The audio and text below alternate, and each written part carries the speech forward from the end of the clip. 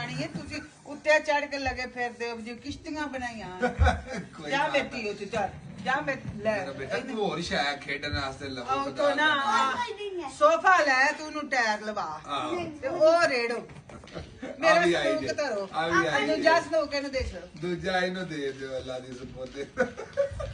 nip ਜਾਣੀ ਦੀ ਇਹ ਭਲਾ ਹੋਵੇ ਸੁਬਹ ਸੂਟ ਪਾਏ ਨੇ ਇੰਜ ਜਿਵੇਂ ਮਲੀਮੇ ਤੇ ਆਈਆਂ ਨੇ ਤੇ ਸਲੂਕਾਂ ਦੇ ਉੱਤੇ ਚੜ ਗਈਆਂ ਨੇ ਅਜੇ ਅੱਗੇ ਇੱਕ ਆਓ ਵੇਖ ਆਓ ਅੱਲਾ ਸੋਹਣਿਆ